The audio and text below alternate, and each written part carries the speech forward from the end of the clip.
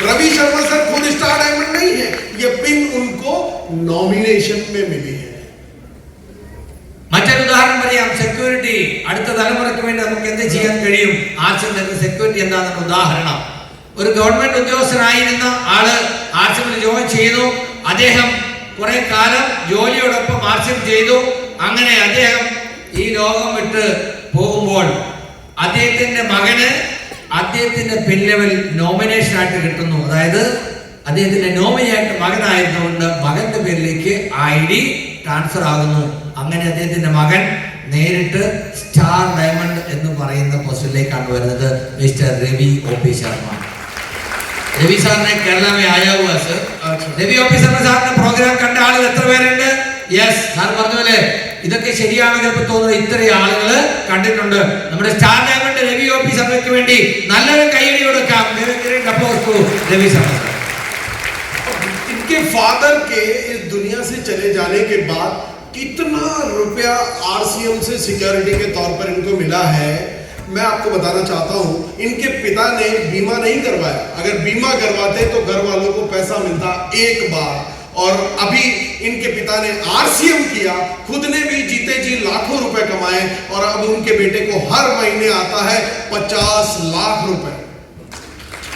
ഞാൻ പറഞ്ഞു മക്കളുടെ സുരക്ഷയ്ക്ക് വേണ്ടി ഇൻഷുറൻസ് ചെയ്തിരുന്നുവെങ്കിൽ അദ്ദേഹത്തിന്റെ അച്ഛനും ഇൻഷുറൻസ് എടുത്തിരുന്നുവെങ്കിൽ അദ്ദേഹത്തിനും ഇൻഷുറൻസ് ഒക്കെ കിട്ടുമായിരുന്നു. എത്ര പ്രാവശ്യം? Only once. പക്ഷെ ഇന്ന് വർഷങ്ങളായി, എത്രയോ വർഷങ്ങളായി എല്ലാ മാസവും അദ്ദേഹത്തിന് ആർസിഎമ്മിൽ നിന്ന് വരുമാനം കിട്ടിക്കൊണ്ടിരിക്കുന്നു. 50 ലക്ഷത്തിൽ കൂടുതൽ വരുമാനമാണ് ഓരോ മാസവും അദ്ദേഹത്തിന് ഈ സിസ്റ്റത്തിന്റെ പവറിലൂടെ കിട്ടിക്കൊണ്ടിരിക്കുന്നത്. അതാണ് സെക്യൂരിറ്റിയുടെ ഏറ്റവും വലിയ ഉദാഹരണം. ആർസിഎം നമ്മുടെ അടുത്ത തലമുറയ്ക്ക് എത്ര വലിയ സെക്യൂരിറ്റി തരാൻ പര്യാപ്തമാണെന്ന് മനസ്സിലാക്കാൻ ഈ ഒരൊറ്റ उदाहरण മതി. इनको टोटल सिक्योरिटी के तौर पर इनके पिता के चले जाने के बाद अब तक कितने रुपए आए हैं बता दूं? അദ്ദേഹത്തിന്റെ അച്ഛൻ മരിച്ചതിന് ശേഷം ഇന്നു വരെ അദ്ദേഹത്തിന് എത്ര വരുമാനം കിട്ടി എന്ന് അറിയണോ?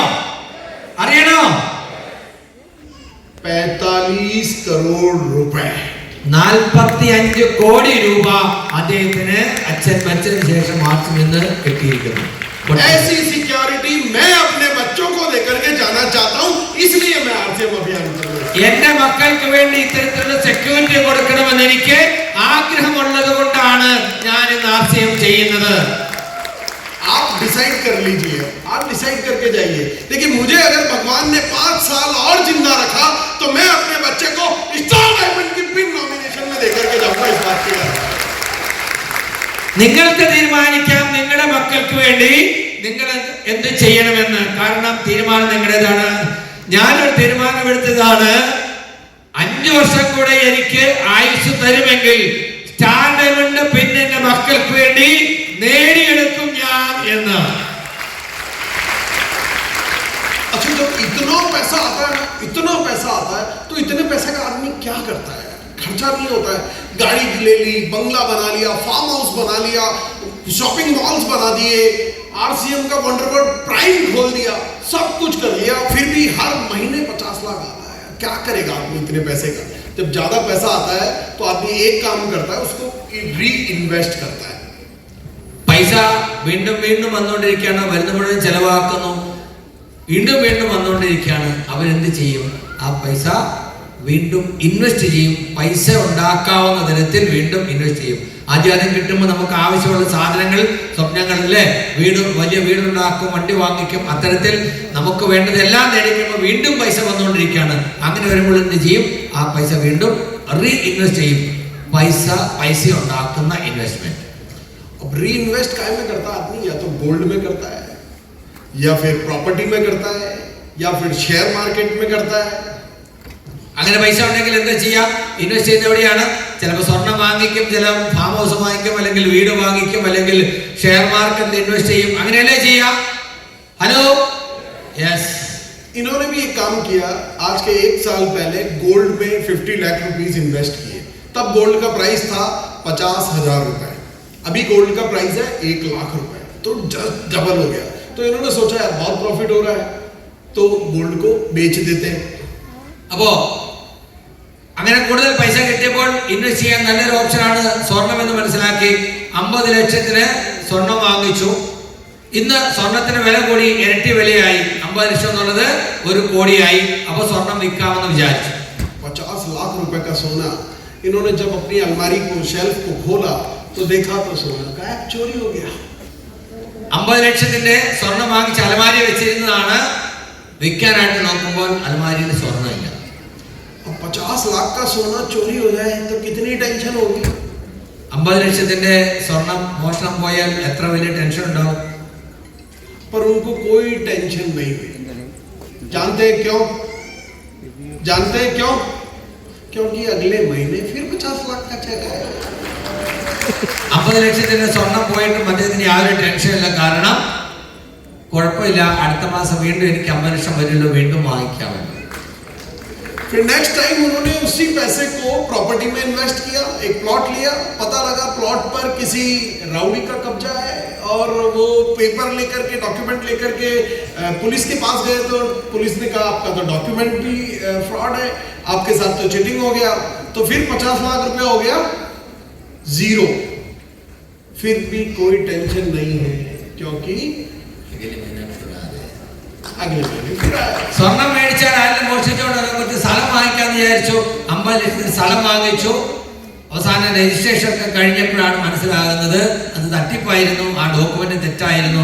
പോലീസ് കേസൊക്കെ ആയിട്ട് പോയപ്പോൾ പോലീസ് പറഞ്ഞു നിങ്ങൾ കബളിക്കപ്പെട്ടിരിക്കുന്നു, ഈ സ്ഥലം നിങ്ങളുടേതല്ല, അതിന് വേറെ ഉടമസ്ഥരുണ്ട്, പൈസ കൊണ്ട് ആളുകൾ സ്ഥലം വിട്ടു.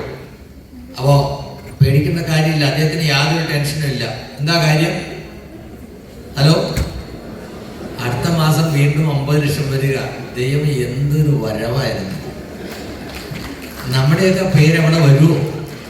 ഹലോ, अगले महीने उन्होंने 50 लाख रुपए शेयर मार्केट में इन्वेस्ट किए. इधर इंडिया और पाकिस्तान का वार स्टार्ट हो गया, सिंदूर ऑपरेशन हो गया, शेयर मार्केट क्रैश हो गया, फिर 50 लाख रुपीस जीरो हो गया. पर कोई टेंशन नहीं है क्योंकि अगले महीने ആളുകൾ പറഞ്ഞു സുരക്ഷിതമായി ഇൻവെസ്റ്റ് ചെയ്യാനുള്ള ഒരു വഴിയാണ് ഷെയർ മാർക്കറ്റ്. എന്നാൽ 50 ലക്ഷം ഷെയർ മാർക്കറ്റ് ഇടാം. ഷെയർ മാർക്കറ്റിൽ ഇട്ടു. 50 ലക്ഷം ഇട്ട് കഴിഞ്ഞപ്പോഴാണ് ഇന്ത്യ പാകിസ്ഥാൻ യുദ്ധം, സിന്ദൂർ ഓപ്പറേഷൻ. എന്തായി? ഷെയർ മാർക്കറ്റ് ഡൗൺ, ക്രാഷ് ആയി, പൈസയെല്ലാം സീറോ ആയി. അപ്പോഴും നോ ടെൻഷൻ. എന്താ കാര്യം? എന്താ കാര്യം? അടുത്ത മാസം വീണ്ടും 50 ലക്ഷം വരുമല്ലോ, പേടിക്കേണ്ട കാര്യമില്ല. देखिए, मैं एक सपना सोचता था कि अगर मेरे पास 5000 करोड़ रुपए हो तो मेरी जो है 7 पुश्तें बैठे बैठे खाएगी. ഞാൻ വിചാരിച്ചു ഒരു 5000 കോടി ഉണ്ടെങ്കിൽ എൻ്റെ 7 തലമുറകൾ സുഖമായിട്ട് ജീവിച്ചോളും. 5000 करोड़ रुपए, it's good enough money for 7 generations. But एक इंडिया के biggest businessman mister Dhirubhai Ambani, जब उनकी मृत्यु हुई तो उनके 2 बेटों में उनकी प्रॉपर्टी को इक्वली डिवाइड किया गया और that is around 35,000 crore rupees to Mukesh Ambani and 35,000 crore rupees to Anil Ambani. ശ്രദ്ധിച്ചു കേൾക്കണം. ഒരു 5000 കോടി സമ്പാദിച്ചാൽ എൻ്റെ അടുത്ത 7 തലമുറ സുഖമായിട്ട് കഴിഞ്ഞോളുമെന്ന് ഞാൻ കരുതി. അതിനുവേണ്ടിയാണ് ഞാൻ ശ്രമിച്ചുകൊണ്ടിരുന്നത്. നമുക്കൊരു ഉദാഹരണമുണ്ട്. ധീരുഭായി അംബാനി, അദ്ദേഹത്തിന് 2 മക്കൾ. അദ്ദേഹം മരിക്കുമ്പോൾ 65,000 കോടിയുടെ അസറ്റ് ഉണ്ടായിരുന്നു എന്നാണ് പറയുന്നത്. ആ അസറ്റ് 2 മക്കൾക്കായിട്ട് വീതം വെച്ചു. ഏകദേശം 30,000 കോടിക്ക് മുകളിൽ ഓരോരുത്തർക്കും അവരുടെ ഷെയർ കിട്ടി. 35,000 करोड़ रुपए. मुकेश अंबानी ने आज 35,000 करोड़ रुपीस को 2 लाख करोड़ रुपीस में कन्वर्ट कर लिया. वहीं अनिल अंबानी बैंकरप्ट हो गया, फैक्ट्रियां भी नीलाम हो गई. അതേ പൈസ കൊണ്ട് ബിസിനസ് 2 സഹോദരങ്ങൾ തുടങ്ങി. ഒരാള് 35,000 കോടി എന്നുള്ളത് 2 ലക്ഷം കോടിയാക്കി വർദ്ധിപ്പിച്ചു. മറ്റേ സഹോദരൻ എന്ത് പറ്റി? പാപ്പരായി, ഒന്നുമില്ലാണ്ടായി. അപ്പോൾ വലിയ പൈസ കയ്യിലുണ്ടെങ്കിലും സുരക്ഷിതമാണ് എന്ന് നമുക്ക് പറയാൻ കഴിയില്ല. ശരിയാണോ? अंबानी के बेटे के पास ऐसी कोई व्यवस्था नहीं है कि सारा पैसा जीरो हो गया तो अगले महीने फिर कहीं से इनकम आएगी. पर आपके बच्चों के पास ये पावर है कि अगले महीने फिर पैसा आएगा और वो कितनी बार जीरो करे, पैसा आता जाएगा, आता जाएगा, आता जाएगा, आता जाएगा, आता जाएगा. മനസ്സിലാക്കേണ്ട ഒരു കാര്യം, ഏറ്റവും ധനികനായ അംബാനിയുടെ മകൻ പാപ്പരായി കഴിഞ്ഞപ്പോൾ അദ്ദേഹത്തിന്റെ മക്കൾക്ക് വരുമാനത്തിന് ഒരു വഴിയുമില്ല. പക്ഷേ നിങ്ങളൊരു മനസ്സിലാക്കുക, നിങ്ങൾക്ക് അത്തരത്തിൽ ആശുപത്രി വരുമാനം കിട്ടുന്ന ഒരു സാഹചര്യം വന്നു കഴിഞ്ഞാൽ ഒരു പ്രാവശ്യം തീർന്നാലും ഓരോ മാസവും വീണ്ടും വീണ്ടും ആശുപത്രി വരുമാനം വന്നുകൊണ്ടേയിരിക്കും.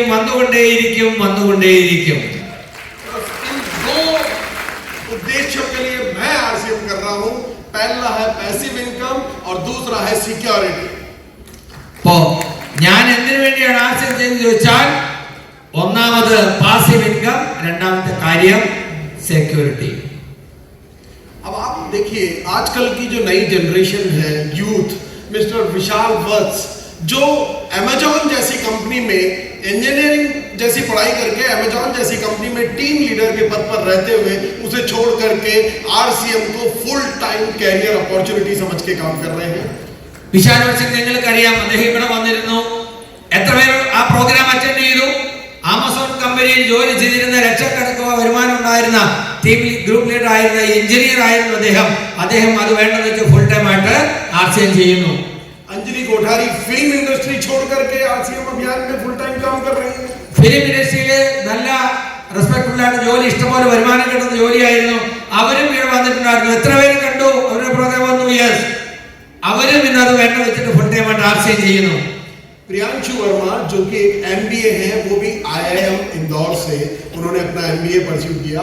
आज उसको छोड़ करके फुल टाइम आरसीएम कर रहे हैं. ഐഐഎമ്മിൽ നിന്ന് എംബിഎ കഴിഞ്ഞ പ്രിയാൻഷു വർമ്മ ഇന്ന് ഫുൾ ടൈം ആർസിഎം ചെയ്യുന്നു. मधु सुधीर जो कि एक पीएचडी स्कॉलर है, लड़की है, और उसके साथ साथ full time part time RCM करती है. और पार्ट टाइम में वो लड़की गवर्नमेंट से स्कॉलरशिप मिलती है 50,000 रुपीज इन अ मंथ, और आरसीएम से इनकम आती है 2 lakh rupees in a month. PhD ചെയ്തുകൊണ്ടിരിക്കുന്ന ഒരു വിദ്യാർത്ഥിനി പെൺകുട്ടിയാണ് മധു സുധീർ. നിങ്ങൾക്ക് പലർക്കും അറിയാം അവരിന്ന് ഗവൺമെന്റിന്റെ സ്കോളർഷിപ്പോട് കൂടി അവർ പിഎച്ച്ഡി ചെയ്യുന്ന 50,000 രൂപ ഗവൺമെന്റിന് കിട്ടുമ്പോൾ ആർസിഎമ്മിൽ നിന്ന് അവർക്ക് കിട്ടിക്കൊണ്ടിരിക്കുന്ന ഇൻകം 2 ലക്ഷത്തിൽ കൂടുതലാണ്. ഇത്രയും ചെറുപ്പക്കാരിയായ ഒരു വിദ്യാർത്ഥിനിക്ക് ഇത് കഴിയുമെങ്കിൽ നമ്മൾ ഇതിന്റെ സാധ്യത മനസ്സിലാക്കുക.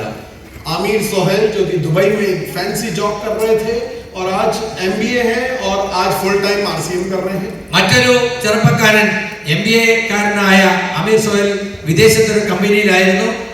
അതൊക്കെ വേണ്ട വെച്ച് ഫുൾ ടൈം ആയിട്ട് ആർസിഎം ചെയ്യും. और हमारे डॉक्टर हरी की तरह डॉक्टर विजय राठौड़ जो कि एमबीबीएस है, 7 साल इन्होंने बड़े बड़े हॉस्पिटल्स में प्रैक्टिस की है, और उन 7 सालों की प्रैक्टिस के बाद आज उस प्रैक्टिस को छोड़ करके फुल टाइम आरसीएम अभियान का हिस्सा है. മറ്റൊരു ഉദാഹരണമാണ് നമ്മുടെ ഡോക്ടർ ഹരിയെ പോലെ തന്നെ എംബിബിഎസ് ഡോക്ടർ ആയിരുന്നു. 7 വർഷം പല ആശുപത്രികളിൽ പ്രാക്ടീസ് ചെയ്തിട്ടുള്ള ഡയമണ്ട് രാഠോർ സാറിന്റെ മകൻ ഡോക്ടർ വിജയ് രാഠോർ ഇന്ന് ഫുൾ ടൈം ആയിട്ട് ആർസിഎം ചെയ്യുന്നു. और मेरे जैसा बिजनेसमैन आज फुल टाइम आरसीएम और अपने उन करोड़ों के बिजनेस को पार्ट टाइम कर रहा हूं. बात समझ रहे हैं?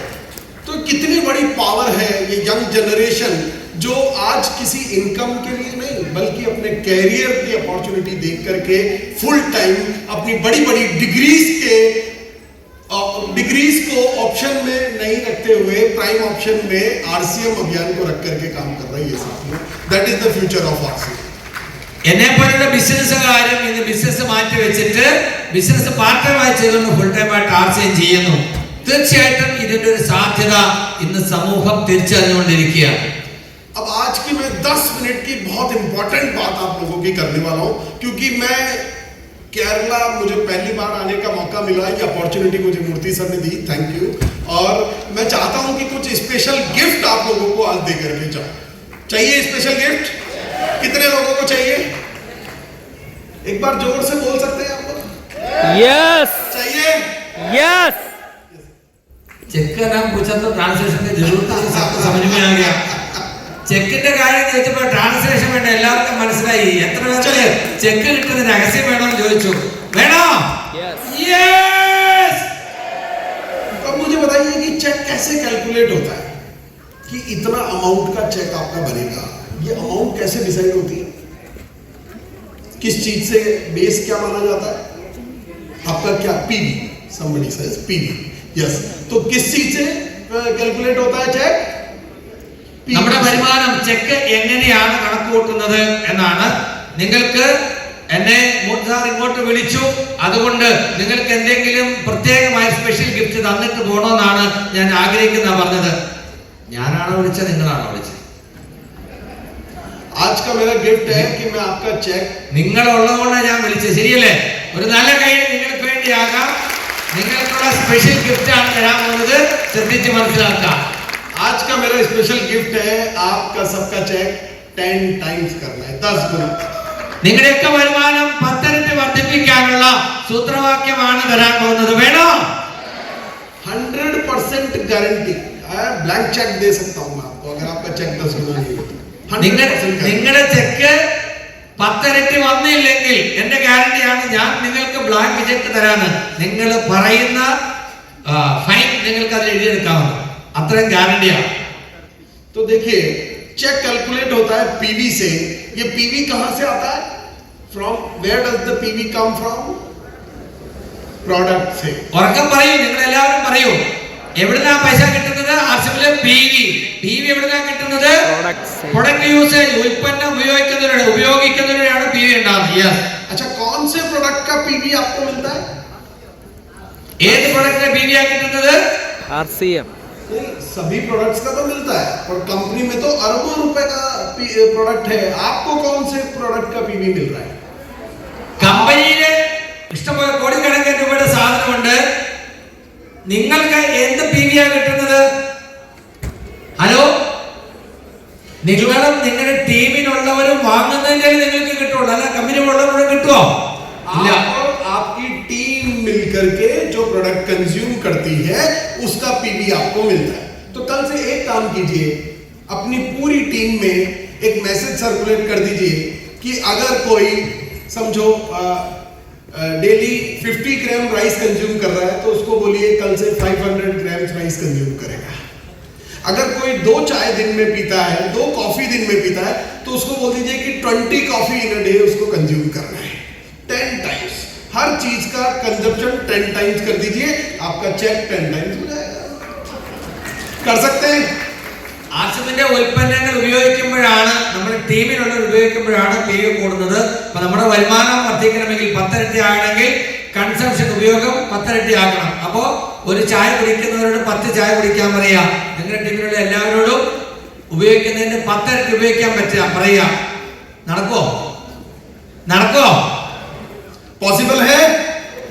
नहीं, पॉसिबल सिर्फ एक तरीके से है. अगर आप अपना पीवी बढ़ाना चाहते हैं, आप अपना चेक 10 टाइम्स करना चाहते हैं, तो आप टीम को 10 टाइम्स करना होगा. तो single formula is joining joining joining joining joining joining joining joining joining. ये तो कर सकते हैं. നിങ്ങൾക്ക് കൂടുതൽ ഉപയോഗിച്ചുകൊണ്ട് പീവി ഉണ്ടാക്കുന്നതിന് പരിധിയുണ്ട്. പക്ഷേ കൂടുതൽ ആളുകളെ നമ്മുടെ കൂടെ ജോയിൻ ചെയ്യിപ്പിക്കുന്നതിന് വല്ല പരിധിയുണ്ടോ? ഉണ്ടോ? എത്ര കൂടുതൽ ആളുകളെ ജോയിൻ ചെയ്യിപ്പിക്കാൻ കഴിയോ അവരൊക്കെ കൂടുതൽ ഉൽപ്പന്നങ്ങൾ ഉപയോഗിക്കും. അങ്ങനെ ജോയിൻ ചെയ്യുന്ന ആളുകൾ കൂടുതൽ ഉൽപ്പന്നങ്ങൾ ഉപയോഗിക്കാം. അങ്ങനെ 10 ഇരട്ടിയല്ല, അതിൽ കൂടുതൽ വേണമെങ്കിൽ നമുക്ക് പീവി വർദ്ധിപ്പിക്കാൻ കഴിയും. तो द मेन सबसे मुख्य काम हमारा इस अभियान में है बड़ा नेटवर्क बनाना. സോ ഏറ്റവും പ്രധാനപ്പെട്ട കാര്യം നെറ്റ്വർക്ക് നമ്മുടെ സ്ട്രോങ് ആക്കുക എന്നുള്ളതാണ്. और अब जब नेटवर्क मैं बड़ा बनाऊंगा, पूरे इंडिया में मेरा नेटवर्क होगा, तो क्या मैं अकेला उसको हैंडल कर सकता हूं क्या? അങ്ങനെ ഞാൻ വലിയൊരു ടീം ഉണ്ടാക്കി ഇന്ത്യയിൽ മുഴുവൻ എന്റെ നെറ്റ്വർക്ക് വളർന്നു. ആ ഒരു ടീമിനെ എനിക്ക് ഒറ്റയ്ക്ക് മുഴുവൻ മാനേജ് ചെയ്യാൻ പറ്റുമോ? നിങ്ങൾക്ക് ആർക്കെങ്കിലും പറ്റുമോ? ഇന്ത്യയിൽ മുഴുവൻ നിങ്ങളുടെ ടീമുണ്ട്, നിങ്ങൾക്ക് ഒരാൾക്ക് തന്നെ എല്ലാം ചെയ്യാൻ പറ്റുമോ? ഇല്ല. तो उसके लिए दूसरा सबसे इंपॉर्टेंट काम है, बड़े नेटवर्क के बाद दूसरा इंपॉर्टेंट काम है बहुत सारे लीडर्स तैयार करना. അപ്പോൾ ആ നെറ്റ്വർക്ക് നിലനിർത്താൻ, അതിനെ വളർത്താൻ നിങ്ങൾക്ക് ധാരാളം ലീഡേഴ്സിനെ ക്രിയേറ്റ് ചെയ്യണം. നിങ്ങളുടെ ടീമിൽ വന്നിട്ടുള്ള ആളുകളിൽ നിന്നല്ല, കഴിവുള്ള ആളുകളെ കണ്ടെത്തി അവരെ പ്രോത്സാഹിപ്പിച്ച് അവർക്ക് ട്രെയിനിങ് കൊടുത്ത് നല്ല മിടുക്കരായ ലീഡേഴ്സ് ആക്കി മാറ്റണം. अब जब लीडर्स डुप्लीकेट करने होते हैं ना, डुप्लीकेशन का बिजनेस है ना ये. The network marketing is the business of duplication. ഇത് ഡ്യൂപ്ലിക്കേഷന്റെ ബിസിനസ് ആണ്, നെറ്റ്വർക്ക് ആണോ? അപ്പോൾ ലീഡേഴ്സിനെ ഡ്യൂപ്ലിക്കേറ്റ് ചെയ്യണമെങ്കിൽ എന്ത് ചെയ്യണം? It's like a photocopy business, है ना? अगर ओरिजिनल कॉपी अच्छा होगा तो फोटोकॉपी भी, ओरिजिनल कॉपी खराब हुआ तो फोटोकॉपी खराब। അപ്പോ നല്ല ലീഡേഴ്സിനെ ക്രിയേറ്റ് ചെയ്യണമെങ്കിൽ ഇവിടെ ഡ്യൂപ്ലിക്കേറ്റ് എന്ന് പറഞ്ഞാൽ എന്താണ്? ഒറിജിനൽ നന്നായാലേ ഡ്യൂപ്ലിക്കേറ്റ് നന്നാവും, ശരിയല്ലേ? സിറോക്സ് മെഷീനിൽ വെക്കുന്ന ഒറിജിനൽ ക്ലിയർ അല്ലെങ്കിൽ എടുക്കുന്ന കോപ്പി ക്ലിയർ ആയിരിക്കില്ല. അപ്പൊ ആദ്യം എന്ത് വേണം? ഒറിജിനൽ ഏറ്റവും ക്ലിയർ ആയിരിക്കണം, നമ്പർ 1 ആയിരിക്കണം. You should be number 1. Then only the duplicate will become real copy. So become the best version of yourself. അപ്പോൾ അതുകൊണ്ട് നിങ്ങൾ എന്താവണം? Become the best version. നിങ്ങളുടെ ഏറ്റവും മുന്തിയ പതിപ്പായിട്ട് നിങ്ങൾക്ക് മാറാൻ കഴിയണം. क्योंकि जब ओरिजिनल कॉपी अच्छा होगा तो फोटोकॉपी भी अच्छा होगा. ഹലോ, ഒറിജിനൽ നല്ലതാണോ? അതൊന്ന് പറഞ്ഞേ, നല്ലതാണോ? നല്ല ഒറിജിനൽ ആണോ? യെസ്, ഇതുപോലെ ഇരിക്കണം. अब यार दुनिया का सबसे आसान बिजनेस है आरसीएम. दुनिया का सबसे आसान बिजनेस है आरसीएम. ലോകത്തിലെ ഏറ്റവും എളുപ്പമുള്ള ബിസിനസ്സാണ് ആർസിഎം. സംശയമുണ്ടോ? ഒരു സംശയമില്ല. ഇത്രയൊക്കെ മനസ്സിലാക്കി കഴിഞ്ഞാൽ ലോകത്തിലെ ഇതിനേക്കാൾ എളുപ്പമുള്ള വേറൊരു ബിസിനസ്സും ഇല്ല. ഏറ്റവും എളുപ്പമുള്ള ബിസിനസ് ആർസിഎമാണ്, യാതൊരു സംശയമില്ല. मेरे बहुत सारे बिजनेस हैं और अगर आरसीएम से आसान अगर आपको कुछ लगता है तो मुझे बता देना, मैं वो भी कर दूंगा. എനിക്ക് ഒത്തിരി ബിസിനസ് ഉണ്ട്. ആർസിഎമിനേക്കാൾ എളുപ്പമുള്ള ബിസിനസ് വേറെ ഏതെങ്കിലും ഉണ്ടെന്ന് നിങ്ങൾക്ക് തോന്നുന്നുണ്ടെങ്കിൽ എന്നോട് പറയൂ, ഞാനും അത് ചെയ്യാൻ തയ്യാറാണ്. अच्छा वत्स सर जब आपके यहाँ केरला में आए थे तो क्या वो वहां से कुछ प्रोडक्ट लेकर के आए थे? क्या उन्होंने आपका पीवी का हिसाब किताब मेंटेन किया था? क्या आपके डिलीवरी सेंटर्स की जाकर के व्यवस्था देखी थी? कुछ नहीं. उन्होंने क्या किया, यहाँ स्टेज पर खड़े हुए और कुछ बातें आपसे की. നിങ്ങൾക്കറിയാം, നമ്മുടെ ഗ്രേറ്റ് ഡയമണ്ട് സുരേന്ദ്രഭട്ട് സാർ കേരളത്തിൽ വന്നപ്പോൾ അവിടുന്ന് പ്രൊഡക്റ്റ് കൊണ്ടുവന്നോ? അവിടെ വല്ല കാൽക്കുലേഷൻ നടത്തിയോ? അവിടെ വല്ല ഇൻവെസ്റ്റ് ചെയ്തോ? ഇല്ല. ഇതേപോലെ സ്റ്റേജിൽ നിന്ന് കാര്യങ്ങൾ പറഞ്ഞു തന്നതേ ഉള്ളൂ അദ്ദേഹം. ഒരു നല്ല കൈയ്യടി നമ്മുടെ ഗ്രേറ്റ് ഡയമണ്ടിന് വേണ്ടി സുരേന്ദ്രഭട്ട് സാറിന് വേണ്ടി. मुकेश कोठारी सर आए तो उन्होंने क्या करी? बातें. यहाँ पर विशाल वत्स आए तो क्या करके गए? बातें. रवि शर्मा सर आए तो क्या करके गए? बातें. मूर्ति सर क्या करते हैं? बातें. सुजीत सर क्या करते हैं? बातें. विनु सर क्या करते हैं? बातें. मैं यहाँ खड़ा हूं तो क्या कर रहा हूं? बात करने से करोड़पति बनते हैं.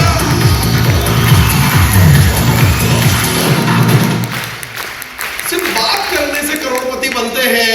सीखना तो सिर्फ इतना सा है कि क्या बात करनी है, कैसे बात करनी है और कितनी बात करनी है. അതായത് ഇതിൽ വളരാൻ എന്താണ് ചെയ്യേണ്ടത്? ഒരു ലീഡർമാരും നമുക്ക് പ്രൊഡക്റ്റ് കൊണ്ടുവന്നിട്ടില്ല. ഉണ്ടോ? ശ്രീ മുകേഷ് കൊടാരി ആവട്ടെ, അല്ലെങ്കിൽ ഡയമണ്ട് സുരേന്ദ്രഭട്ട് സാർ ആവട്ടെ, രവി ശർമ്മ ആവട്ടെ, അതുപോലെ മറ്റേത് ലീഡർമാരാണെങ്കിലും, മൂർത്തി സാർ ആവട്ടെ, ബിനു സാർ ആവട്ടെ, ഉദാഹരണം പറഞ്ഞത്, എല്ലാവരും സംസാരിക്കുക മാത്രമാണ് ചെയ്തത്. ഞാനും നിങ്ങളോട് സംസാരിക്കുക മാത്രമാണ് ചെയ്തത്. അങ്ങനെ സംസാരിക്കുന്നതിലൂടെ ഇത് വളരുമെങ്കിൽ എന്താണ് നമ്മൾ പഠിക്കേണ്ടത്? എങ്ങനെ സംസാരിക്കണം, എത്ര സംസാരിക്കണം, ഇത് മാത്രം നമ്മൾ പഠിച്ചാൽ മതി. അത് മാത്രം ചെയ്തുകൊണ്ടിരുന്നാൽ മതി. റെഡിയാണോ? होम मीटिंग करनी है तो बात करनी है, प्लान दिखाना है तो बात करनी है, सेमिनार लेना है तो बात करनी है, वेबिनार करना है तो बात करनी है, काउंसलिंग करनी है तो बात करनी है. सिर्फ बात करनी है. अगर उससे करोड़पति बना जाता है तो बनने में अपने बाप का क्या जाता है. അതായത് ഇങ്ങനെ വർത്താനം പറഞ്ഞ് മാത്രം കോടിപതിയാകാൻ ഒരു അവസരം ഉണ്ടെങ്കിൽ വർത്താനം പറയാൻ എന്തിനാ മടിക്കുന്നത്? പ്രൊഡക്റ്റിനെ കുറിച്ച് പറയൂ, സിസ്റ്റത്തെ കുറിച്ച് പറയൂ, ലീഡർഷിപ്പിനെ കുറിച്ച് പറയൂ. പറഞ്ഞ് പറഞ്ഞ് പറഞ്ഞ് പഠിപ്പിക്കൂ. അങ്ങനെ പറഞ്ഞ് പറഞ്ഞ് കോടിപതിയാകാൻ കഴിയുമെങ്കിൽ മടിക്കണ്ട, അതിന് തയ്യാറായിക്കൊള്ളൂ. Are you ready? Are you ready? Yes.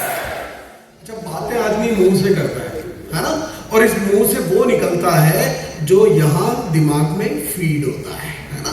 तो आपके दिमाग में जितना बेहतर डाल डालेंगे उतना बेहतर आप यहाँ से डिलीवर कर पाएंगे. It's so simple. ഇത് ട്രാൻസ്ലേറ്റ് കാര്യമില്ല, പറഞ്ഞു. എന്താണ് നമ്മൾ പറയുന്നത്? നമ്മുടെ തലയ്ക്കകത്തുള്ളത് ചോദിക്കില്ലേ? നിന്റെ തലയ്ക്കകത്തൊന്നും ഇല്ലേ എന്ന് ചോദിച്ചിട്ടില്ലേ? നിങ്ങളോടൊക്കെ സ്കൂളിൽ പഠിക്കുമ്പോ നിന്റെ തലയ്ക്കകത്തൊന്നും ഇല്ല എന്ന് ചോദിക്കാറില്ലേ? തലയ്ക്കകത്തുള്ളതാണ് പുറത്തേക്ക് വരുന്നത്, ആണോ? അപ്പൊ തലയ്ക്കകത്തേക്ക് കുറച്ച് നല്ലത് ഇട്ട് കൊടുത്താൽ നല്ലത് വരും. और यहाँ पर डालने के लिए क्या करना होगा? आपको attend seminars regularly, attend webinars regularly and attend at least 2 LDP in a year. Yes. അതായത് സെമിനാറും വെബിനാറും ഒക്കെ മുടങ്ങാതെ അറ്റൻഡ് ചെയ്യാം. മുടങ്ങാതെ എത്ര കിട്ടും അത്ര കൂടുതൽ, അത് ഏത് തരത്തിലുള്ളതായിക്കോട്ടെ. അതുപോലെ കുറഞ്ഞത് 2 LDP എങ്കിലും ഒരു വർഷം അറ്റൻഡ് ചെയ്യണം. Leadership development program. കാരണം എങ്ങനെ പറയണം, എന്ത് പറയണം, എത്ര നേരം പറയണം, അതാണ് പഠിക്കാനുള്ളത്. और दुनिया की हर वो ट्रेनिंग चाहे वो कितनी भी कॉस्टली हो, अगर वो आपको आपके ब्रेन को डेवलप करती है, आपको कुछ नया सिखाती है, चाहे वो आरसीएम के किसी लीडर की है, चाहे वो आरसीएम के बाहर से कहीं से हम कुछ लीडरशिप प्रोग्राम हम अटेंड करते हैं. आज मैं वत्सर को देखता हूँ लाखों रुपए की फीस देकर के और वो दूसरे प्रोग्राम्स अटेंड करते हैं, 3 दिन के रेजिडेंशियल ट्रेनिंग प्रोग्राम्स अटेंड करते हैं. क्यों? क्योंकि वो अपने आप को बेस्ट बनाना चाहते हैं और अपने इस ब्रेन में बेस्ट इनपुट डालना चाहते हैं. तो खुद पे इन्वेस्ट करने से कभी ना घबराएं. जो भी फीस लगे, अगर आपको बेहतर बनाती है तो आप जरूर उस प्रोग्राम को अटेंड कीजिए. അപ്പോ നന്നായിട്ട് സംസാരിക്കണമെങ്കിൽ നമുക്ക് അറിവുണ്ടാകണം. അറിവ് കിട്ടുന്നത് എവിടെ നിന്നാണോ അതൊക്കെ പഠിക്കാൻ നമ്മൾ തയ്യാറാകണം. ഉദാഹരണമായി പറഞ്ഞാൽ നമ്മുടെ ഡയറക്ടർ സുരേന്ദ്രൻ സാർ ലക്ഷക്കണക്കിന് രൂപ കൊടുത്ത് 3 ദിവസത്തെ റെസിഡൻഷ്യൽ പ്രോഗ്രാം അറ്റൻഡ് ചെയ്യുന്നു. स्नेह देसाई का प्रोग्राम 1.5 लाख की फीस थी. 1.5 लाख റെസിഡൻഷ്യൽ പ്രോഗ്രാം 1.5 ലക്ഷത്തിന്റെയാണ് അദ്ദേഹം അറ്റൻഡ് ചെയ്തത്. അപ്പോ ആശുപത്രി മാത്രമല്ല, നിങ്ങളുടെ വളർച്ചയ്ക്ക്, നിങ്ങളുടെ പേഴ്സണാലിറ്റി ഡെവലപ്മെന്റിന്, നിങ്ങളുടെ പ്രവർത്തനത്തിന് കൂടുതൽ മികവ് തരുന്നതാണ് എന്ന് നിങ്ങൾക്ക് ബോധ്യമുണ്ടെങ്കിൽ അത് ആർട്സിന് മാത്രമല്ല പുറത്തുള്ള പ്രൊഫഷണൽ ട്രെയിനേഴ്സിന്റെ ട്രെയിനിങ്ങും നിങ്ങൾക്ക് പഠിക്കാം. അതിനുവേണ്ടി എത്ര പണം നിങ്ങൾ ചെലവാക്കിയാലും അത് കൂടുതലാവില്ല. കാരണം നിങ്ങളുടെ ക്വാളിറ്റി വർദ്ധിക്കുമ്പോൾ നിങ്ങളുടെ സംസാരം മെച്ചപ്പെടും. നിങ്ങളുടെ സംസാരം മെച്ചപ്പെടുമ്പോൾ നിങ്ങളുടെ ടീം വളരും. നിങ്ങളുടെ ടീം വളരുമ്പോൾ നിങ്ങൾക്ക് വരുമാനം വർദ്ധിക്കും. വരുമാനം വർദ്ധിച്ചു തുടങ്ങിയാൽ പിന്നെ അതൊരിക്കലും താഴേക്ക് പോകില്ല, അത് വരുമാനം കൂടിക്കൂടി വന്നുകൊണ്ടേയിരിക്കും. So invest for your brain. What is going on in this picture? क्या हो रहा है यहाँ पर? ഇത് കാണാൻ പറ്റുന്നുണ്ടോ? യെസ്. क्या हो रहा है? ट्रेनिंग. किनकी ट्रेनिंग हो रही है? मिलिट्री. आर्मी कमांडोज की ट्रेनिंग. आपको क्या लगता है आर्मी कमांडोज जो है वो यहाँ ज्यादा बेटर तैयार होंगे कि फील्ड में ज्यादा बेटर तैयार होंगे? Where will you get better commandos? In the classroom or in the field? Class റൂമിൽ ആർമി കമാൻഡോസിന് ട്രെയിനിങ് കൊടുക്കാൻ ട്രെയിനിങ് ക്ലാസ് ആണ്. മറ്റൊരു പിക്ചർ കാണുന്നത് അവർ ഫീൽഡിലാണ്. നല്ല കമാൻഡോസിനെ എവിടെയാണ് തയ്യാറാക്കാൻ പറ്റുന്നത്? ക്ലാസ് റൂമിലാണോ ഫീൽഡിലാണോ? Hello field. तो ये आरसीएम के भी बेहतरीन सिपाही जो है ना, वो इस क्लासरूम में जो आपने सीखा है उसको फील्ड में जाकर के अगर प्रैक्टिस करेंगे तो आरसीएम के बेटर कमांडर होंगे. കൂടുതൽ പഠിച്ചതുകൊണ്ട് മാത്രമല്ല, പഠിച്ചത് ഫീൽഡിൽ പ്രയോഗിക്കുമ്പോഴാണ് നല്ല കമാൻഡോ ആകുന്നത്. അതുപോലെ ആർസിഎമ്മിലും പഠിച്ചാൽ മാത്രം പോരാ, പഠിക്കുന്ന കാര്യം ഫീൽഡിൽ പ്രാവർത്തികമാക്കണം. അപ്പോഴാണ് നിങ്ങൾ ആർസിഎമ്മിന്റെ നല്ലൊരു സിപ്പായി ആകുന്നത് എന്നാ പറഞ്ഞത്, ഒരു യോദ്ധാവാകുന്നത്. ആകാൻ റെഡിയാണോ? ഫീൽഡിൽ ഇറങ്ങാൻ റെഡിയാണോ? अभी इंडिया पाकिस्तान का जब युद्ध हुआ था तो सिंदूर ऑपरेशन हुआ. वो युद्ध अचानक से शुरू हुआ तो जितने भी सिपाही जो छुट्टी पर थे, अपने घर पर थे, कहीं पर भी थे, उनके पास इमीडिएट एक मैसेज आया कि आप जहां कुछ कहीं पर भी हैं, आपको इमीडिएटली रिपोर्ट करना है ग्राउंड पर. नो एक्सक्यूजेस, आपको रिपोर्ट करना ही है. तो वो सिपाही जो है वहां फील्ड पर गए. നമുക്കറിയാം, ഇപ്പോ ഓപ്പറേഷൻ സിന്ദൂർ ടൈമിൽ ഒരു എമർജൻസി ഡിക്ലെയർ ചെയ്തപ്പോൾ ലീവിൽ പോയിരുന്ന എല്ലാ പട്ടാളക്കാർക്കും മെസ്സേജ് കിട്ടി, എത്രയും വേഗം തിരിച്ച് യൂണിറ്റിൽ റിപ്പോർട്ട് ചെയ്യുക. അങ്ങനെ കേട്ടിട്ടുണ്ടോ? അങ്ങനെ ഡിഫൻസിൽ അങ്ങനെയാണ്. അത്യാവശ്യം വന്നാൽ നിങ്ങൾ ലീവ് ക്യാൻസൽ ചെയ്ത് എത്രയും വേഗം തിരിച്ചെത്തുക. वो जब फील्ड पर गए उसका एक वीडियो मैं आप लोगों को दिखाना चाहता हूँ. Just please play sir. അങ്ങനെ ആ ഫീൽഡിൽ പോയതിന്റെ ഒരു വീഡിയോ ഞാൻ കാണിക്കാൻ നിങ്ങൾക്ക് കാണണം.